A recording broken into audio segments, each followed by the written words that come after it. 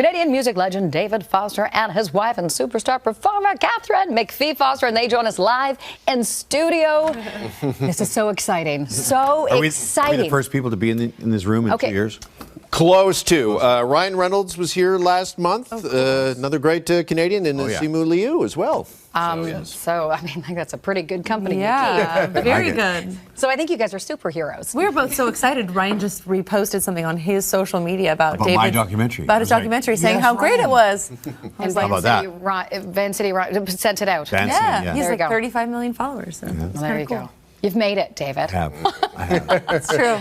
How great is it being out on tour again? I saw you posted recently just saying, oh, it's so nice to have people in the crowd to look at and to respond to what you're doing. Well, you know, we've been touring for probably 6 months now, and I never thought I'd see the day when people would sit side by side again. I just couldn't conjure it up 6 months ago, but now it just seems normal. We played 4 nights in Vegas, and people every night. And when we started, everyone was wearing masks, and now most places people aren't wearing masks. I mean, people are if they choose to do so, but so it's getting even more exciting because it really feels like it's normal, right? Yeah. Well, it must be great to be back out on the road, back on tour. Let's talk about the foundation, if we could, because it's done some incredible work since all the way back in 1986. David, can you tell us what kind of inspired you to get involved with organ donation? I had a little personal situation. My mother asked me to go visit somebody in the hospital in Los Angeles, and that just sort of kicked off my, just a light bulb went off. I was like, yeah, you're 30 years old now. You need to get with it and start helping people. So I did, and it's just been a real great ride. And we are, like to say, the one bright spot in a family's worst day. You know, when they get all the bad news, and then the social worker says, but there is this foundation that will pay for all your needs so you can just, concentrate on your sick child. Katharine, does this work hit home even more now? I mean, you're now a parent. You had 2 years with this pandemic. Yeah. Does this just all kind of really hit home? Yeah, I think when you become a parent or a new mom, it definitely is a different experience watching these videos of the families that he and the organization are helping.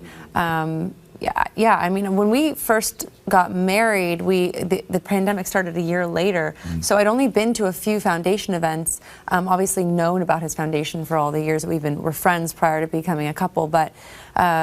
It's going to be so wonderful tomorrow night to be back with all these really, really loyal donors to your foundation. We haven't seen them in several years, but also as a new mom to be a part of his organization, it's going to mean something different for sure, which is why I came along with you today. Yeah, for sure. Well, listen, my dad was a liver recipient about 25 years ago. It extended his life for several years, and we were all so grateful as a family for that amazing gift. And I know that you really are hands-on with this, David. Can you talk to us a little bit more about, again, I've experienced this firsthand, how it changes people's lives. It really does. And not just the recipient, it's the whole family, right? It's just the reach is so far. But it's just, this is a problem that we could solve. Because there's only, I think, 14% of people are organ donors. And if there was 100%, we wouldn't have a shortage. There's 4,500 people in Canada, 45,000 in America waiting for an organ right now, which is kind of tragic because it's something we could do something about. So we say, be an organ donor, save a life. And tell your family your wishes, because that's really important. And if you wish to be an organ donor, even if you've not signed up, if your family said, hey, he or she wanted to be an organ donor, you're good to go. It's important work. That's an important message. Well, that's what this gala is all about tomorrow, to raise money. Tell us about the theme. We're a bunch of us were prepping for this interview, and I'm like, well, the theme. Of course they had to do that. Come on, you had to say in this theme, right? You know what's so funny? I did not have any say in this theme, and I actually said to him the other day, I said, who came up with this theme? It seems like something I would inspire or because influence. she started on Broadway, so it makes sense. And I'm more of a theater girl, and I love theater, but it's actually Mike Ravenhill, who's David's CEO. Maybe I don't know, I rubbed off on him a little bit, but it's so great because we're having Leslie Odom, who I did actually do Smash with, which was a series I did 10 years ago. She loved it. Thank you. Loved it. But, he was not known at that time when he and I did Smash together, and now he went on to do Hamilton and is in all kinds of movies, so he's kind of our big star tomorrow night, but we have a lot of amazing other singers, so it should be a really fun, something different too, like we've done all different types of themes, I think, throughout the years, right? Your foundation. But now we're going to have Wicked, we're going to have Hamilton, we're going to have Waitress, it's going to be so much fun for the audience. Yeah, a lot of different pieces of different shows. Yeah. Katharine, is there a song or a musical that you've always wanted to perform in, or a song that you've just been dying to belt out on stage? Oh, gosh. Well, I love Bernadette Peters, and I loved Stephen Sondheim, so I always wanted to sing Being Alive, Being Alive. Anyway. Wow. Being Alive. Anyway, well, I sound pretty good this morning. Yeah, I'd say Bring in the piano. Yeah. Oh, where is the piano? I'm singing a song that I've always wanted to sing. Which one? Right? The Frank Wells. You're like, I don't know what that Oh, is. yeah, from Jekyll and Hyde. There's a song from Jekyll and Hyde that Linda Eder, who's incredible. So I'm going to try and, You're going to kill it. give it a little. Yeah. Someone like you, Yeah. right? Well, I was listening, just getting makeup today. I was listening to all the songs, and from Hitman. But you were on it because you did a number of songs. I'm like, this is Kat. This is her right now doing it. Oh, Yeah, God. she was. That was 14 years ago. Can you imagine? That was we were just friends and colleagues at that point.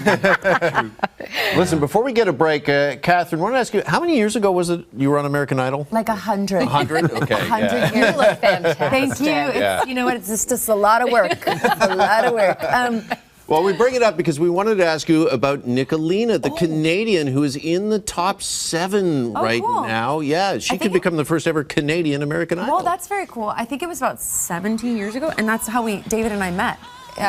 David was a guest mentor with Andrea Bocelli, but that's very cool. So good luck to her. That's cool. Okay, because Nicolina was on our show a couple weeks ago. We're all, of course, all of Canada. Once you get on the network, the airwaves, the whole country cheers you on, right? Until you win. Any advice from either of you that we could pass on to Nicolina? Oh, yeah, that's just, my sister works on the show right now. She's been working on the show for years now. She's a vocal coach. She's a vocal coach on the show. So Maybe we could put in a word. I should just FaceTime her right now and see what she says. I like my advice, I guess, is always just know who you are. But that's sort of a weird. I mean, it's kind of, you can't just give that advice. You kind of just have to know who you are, which is something that I didn't know when I was on the show. Right? It's like stick to the lane that you think that you're best in, and because like people like Kelly Clarkson stuck in a lane. But back then they would tell you what to sing. Now they don't do that. That's true. Now it's more like they want you to sort of know who you are. So it looks like she's got a vibe going. So. Oh, she did an incredible job with Hallelujah the other week. It was amazing. So we can play a little game, right? We are, but first, breaking news. We were just talking about this on the commercial break because I was asking, I don't know if you all remember, in 2020, what helped us get us through our boredom and isolation was the Kat and Dave show, which they launched online. Instagram Live. It was a sensation, let me tell you. It was, yes. It was pretty good. Okay, but you're going to take it from the virtual world and you're bringing it to the people, to the masses. We are. I think we have Calgary and Edmonton. We're going to slowly seep our way into Canada. And yes, it's going to be just a two-person show. There we are. So this is coming to a stage near you. Yes. It's going to be fun. It's going to be fun. I'm sure I'll pull out my tap shoes or something. We look forward to that and look forward to playing this game with you because you both have had so many great musical moments throughout the years, throughout your career. We thought we'd have a look back. We've got some photos here and play a little game we're calling Katharine and David's Greatest Hits. Oh. All right, so here we go. We're going to show you the photo and we're going to ask you if it was an album cover, what would the album be called?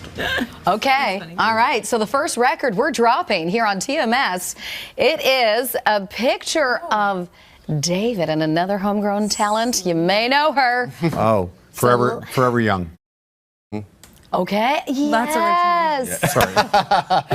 That is the title of this album. I love it. that photo too, yeah. I think she was 19 there, Céline. Yeah, where was that taken? Do you remember? In my studio in Malibu. All right, Forever Young is the And name. I was one.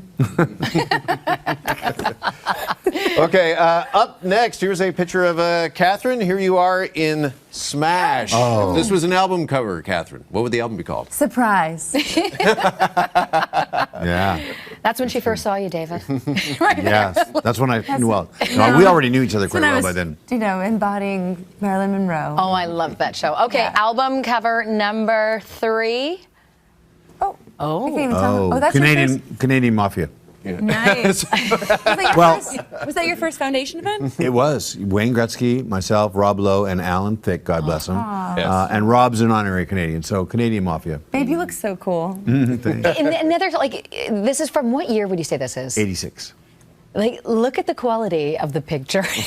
I know. This is what we look back on. It's true. It's true. Alan, we loved Alan Thicke. He was such a talent and a great Canadian treasure. Oh, absolutely. He is missed. To And this Wayne, day. what can we say about Gretzky? Yeah. Right. All right. Up next, this picture taken in your hometown, Victoria, BC. Oh, I love that photo. That's awesome. These are great. This is the two of you on the David Foster Harbor Pathway. Catherine, we'll give you this one. What would you call this if it was on an album cover? Who's on top? Can you say that? I love it. It really is symbolic That's of so life, cute, isn't it, though? Isn't it? I was a little heavier then. That must have been really hard on your Maybe you were shoulders. pregnant. I was not. Oh, okay. You posted on Insta. Weren't you guys in Vancouver a lot early in the pandemic? Yes. And I some was people pregnant during pieced that it time. together. They pieced where we were together. No, no, she's talking about the pandemic. Oh, During the the pandemic. I was pregnant. Yeah. Oh, yeah. But this sounds like a good story. Yeah. Oh, yeah, that was- they pieced it together that we were together by where we took photos Well, I separately. wasn't sure we were together yet. I was still unsure. You know Well, what? you mean people we're were- going to have to trace this back. We're going to have to go over the timelines. Yeah. Fans, they were kind of figuring things out. They were figuring things out. You know, as they do. Wow. We were like Johnny Depp and Amber Heard. Yeah, back we were very, very, very popular. Did you guys ever have a name? You know, when they with relationships. We're not that big. We're not that big time. No. Okay, up next, David, here you are with, I think, a face we will all recognize, one of the most iconic pop stars of all time. Well, gosh. Goat. That's called goat. Yeah, greatest of all time. Yeah. You're right. Yeah. We have. Or I should say goats. Goats. Okay. I'll take it. We have the new Whitney biopic is coming, isn't it? It Yeah, is. that's right. Is there? Wow. Yeah. In fact, Stanley Tucci plays Clive Davis. Oh, cool. Yeah. He's perfect. Oh, for really? that. I didn't hear that. I hadn't heard that. Interesting. So, all right. Well, listen. For more information on the David Foster Foundation, you can head to the link we're going to put up here on the screen. As Katharine and David, of course, are here supporting an organ donation once again. First time the gala has been in person, right? For we said the last 2 years. So, I know you're much looking forward to that. We are. Yeah. Gosh, I wish we had a piano, guys. I know. I would sing Next for time. you. Yes. I know. Look who's waiting in the wings. Sophie Gregoire Trudeau. Do you see her on the screen? She is coming. And there, she's waving. Do you see it right there? Even behind you and coming up. Yes, there you go. She's zooming though, right? She's zooming. So old-fashioned. She's next in line. We're going to talk to Sophie. It's Mental Health Week. Thank you guys so much for joining us. Yeah, great. Sing us out. Someone like you.